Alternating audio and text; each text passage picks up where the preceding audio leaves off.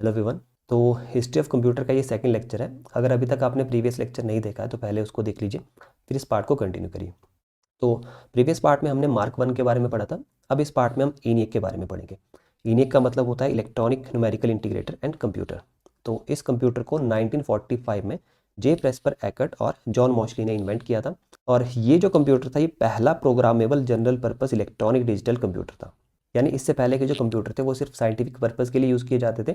ये पहला ऐसा कंप्यूटर था जिसे जनरल पर्पज़ में यूज़ किया जाने लगा।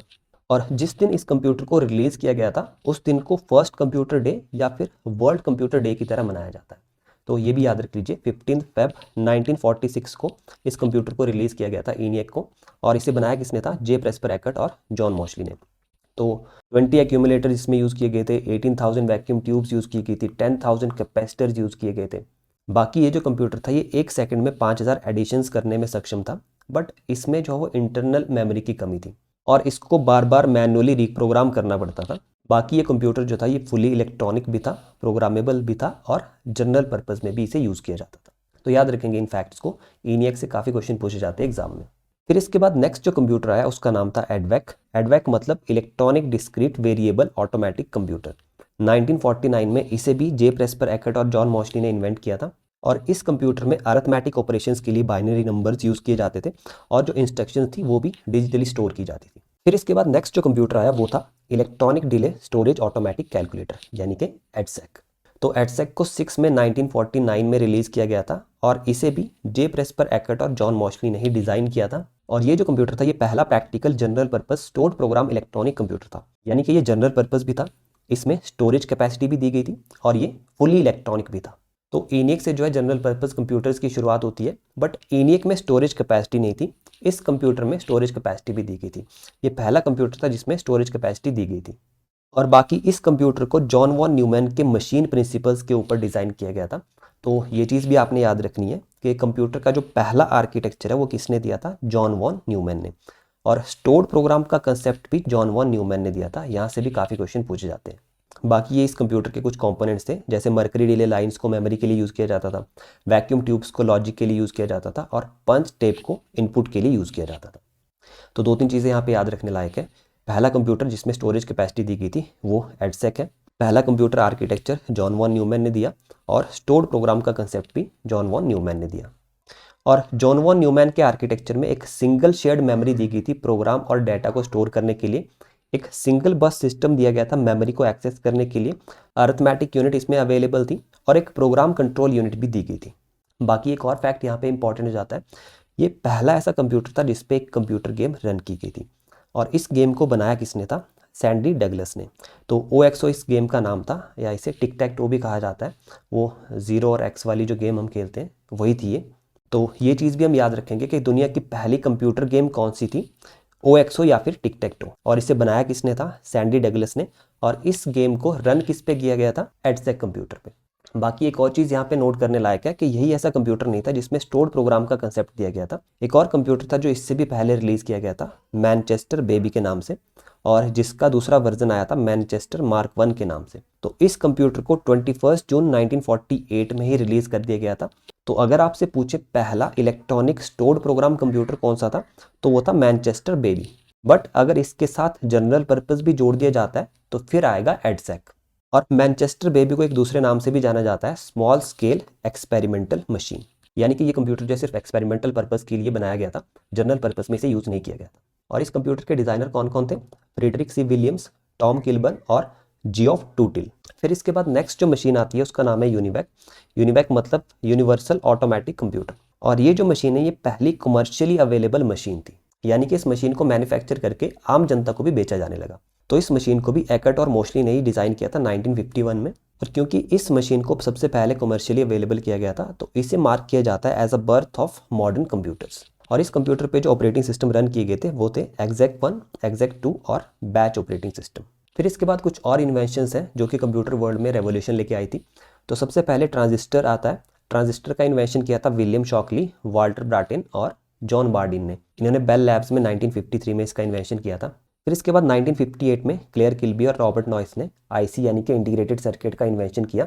और इंटीग्रेटेड सर्किट में कौन सा मटेरियल यूज़ होता है? तो सिलिकॉन इसमें यूज़ किया जाता है। ये चीज़ भी एग्जाम में पूछी गई थी। फिर इसके बाद आता है दुनिया का पहला कंप्यूटर जिसमें ट्रांजिस्टर यूज़ किया गया था, वो था ट्रैडिक। ट्रैडिक यानी कि ट्रांजिस्टर डिजिटल कंप्यूटर, या फिर इसको ट्रांजिस्टराइज्ड एयरबॉर्न डिजिटल कंप्यूटर भी कहा जाता है। जीन हावर्ड फेल्कर ने इसे बेल लैब्स में डिजाइन किया था। तो ये जो कंप्यूटर था इसमें ट्रांजिस्टर भी यूज़ किया गया था और इसमें वैक्यूम ट्यूब्स भी यूज़ की गई थी। तो फुली ट्रांजिस्टराइज नहीं था ये।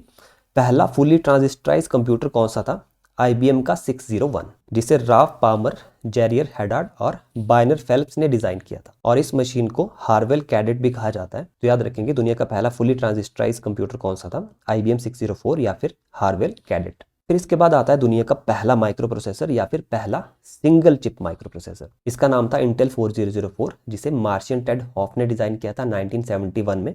और ये जो माइक्रो प्रोसेसर था ये एक 4 बिट माइक्रो प्रोसेसर था, यानी कि ये डाटा को 4 बिट के चंक्स में जो है वो प्रोसेस करता था। और इस माइक्रो प्रोसेसर को 16 पिन ड्यूल इनलाइन पैकेज में इंप्लीमेंट किया गया था। तो DIP या फिर ड्यूल इनलाइन पैकेज ये एक माइक्रो प्रोसेसर को पैक करने की टेक्निक है। 16 पिन इसमें लगी होती थी, यानी कि 8 लेफ्ट साइड में और 8 राइट साइड में। फिर इसके बाद इंटेल का ही 8 बिट प्रोसेसर आता है जिसका नाम था इंटेल 8008, जिसे अप्रैल 1972 में रिलीज किया गया था, और इसे डिजाइन किया था कंप्यूटर टर्मिनल कॉर्पोरेशन यानी कि CTC ने, और इसे मैन्युफैक्चर किया था इंटेल ने। फिर इसके बाद सवाल बनता है कि दुनिया का पहला पर्सनल कंप्यूटर कौन सा था जिसमें एक माइक्रो प्रोसेसर यूज किया गया था? तो वो था आल्टेयर कंप्यूटर। इसे डिजाइन किया था MITS ने, यानी कि micro instrumentation and telemetry system. और इस कंप्यूटर के डिजाइनर कौन थे?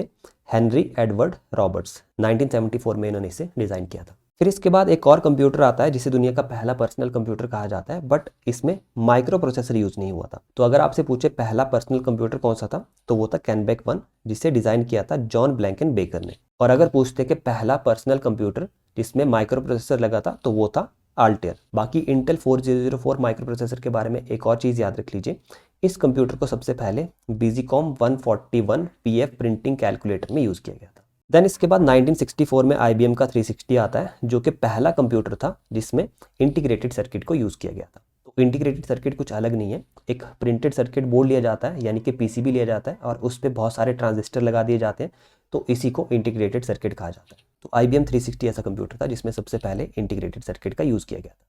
फिर उसके बाद SPU मंडी का एक एग्जाम हुआ था जिसमें ये क्वेश्चन पूछे गए थे कि दुनिया का पहला कंप्यूटर कौन सा था जिसमें एक सिंगल सर्किट बोर्ड यूज किया गया था। तो वो था एप्पल 1। एप्पल 1 को 1976 में डिजाइन किया गया था स्टीव वोजनियाक के द्वारा, और बाकी एप्पल कंपनी के फाउंडर स्टीव जॉब्स, ये तो सभी को पता होगा। फिर उसके बाद एप्पल लीसा के बारे में क्वेश्चन पूछा गया था। ये पहला ऐसा कंप्यूटर था जिसमें ग्राफिकल यूजर इंटरफेस यूज किया गया था। जनवरी 1983 में इसे रिलीज किया गया था। But graphical user interface technology जो है वो एप्पल ने इन्वेंट नहीं की थी, वो इन्वेंट की थी जेरोक्स पार्क ने, और इन्होंने इसे इंप्लीमेंट किया था अपने एल्टो कंप्यूटर में 1973 में।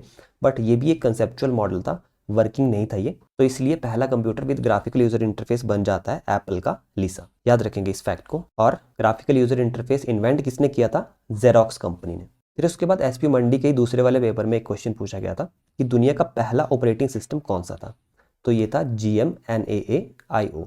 ये पहला ऐसा ऑपरेटिंग सिस्टम था जिसे एक्चुअल वर्क में यूज किया गया था। तो इसका फुल फॉर्म बन जाता है General Motors North American aviations input output. और इस ऑपरेटिंग सिस्टम को IBM के 704 कंप्यूटर में यूज किया गया था। तो ये ऑपरेटिंग सिस्टम बेसिकली एक प्रोग्राम को एग्जीक्यूट करने के बाद दूसरे प्रोग्राम को ऑटोमेटिकली एग्जीक्यूट कर देता था, जिसे बैच प्रोसेसिंग भी कहा जाता है। तो ये कुछ फैक्ट्स थे हिस्ट्री ऑफ कंप्यूटर से रिलेटेड। अब नेक्स्ट वीडियो में हम कंप्यूटर के जनरेशंस के बारे में पढ़ेंगे कि किस तरीके से कंप्यूटर के एवोल्यूशन को 5 स्टेजेस में डिवाइड किया गया। तो वो वाला वीडियो भी बहुत इंपॉर्टेंट होने वाला है, काफ़ी क्वेश्चन पूछे जाते हैं वहाँ से एग्जाम में। तो आने वाले हर वीडियो का आपको अपडेट मिलता रहे, इसलिए चैनल को सब्सक्राइब कर लीजिए। बाकी नोट्स की PDF अगर आप चाहते हैं तो हमारा टेलीग्राम चैनल ज्वाइन कर लीजिए, लिंक मैं डिस्क्रिप्शन में दे दूंगा।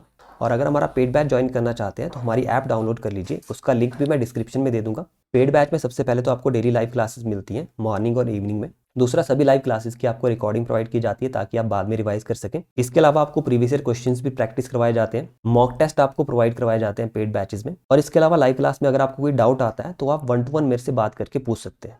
हर एक डाउट आपके पेड बैचेस में रिजॉल्व किए जाते हैं। बाकी जो लोग फीस अफोर्ड नहीं कर सकते उनके लिए यूट्यूब पे फ्री बैच तो चल ही रहा है। डेली इन क्लासेस को अटेंड कीजिए और अपने नोट्स बनाना शुरू कर दीजिए, क्योंकि अगर आप नोट्स नहीं बनाते हैं तो बाद में आपको रिवाइज करने में दिक्कत रहती है। बाकी इसके अलावा मैं सजेस्ट करूंगा कि आप थ्योरी तो पढ़िए ही पढ़िए, बट इसके साथ साथ प्रीवियस ईयर क्वेश्चंस भी लगाइए, और साथ में मॉक टेस्ट लगाना तो बहुत ही जरूरी है। तो अगर आप अफोर्डेबल प्राइस में मॉक टेस्ट भी लगाना चाहते हैं तब भी आप हमारी ऐप को डाउनलोड कर सकते हैं, लिंक मैंने डिस्क्रिप्शन में दे दिया। बाकी इस वीडियो में अगर आपको कोई डाउट हो, कोई सुझाव हो तो आप कमेंट बॉक्स में लिख सकते हैं। नेक्स्ट वीडियो में डेफिनेटली उसको मैं रिजॉल्व करूँगा। तो आज के वीडियो में इतना ही, मिलते हैं नेक्स्ट वीडियो में।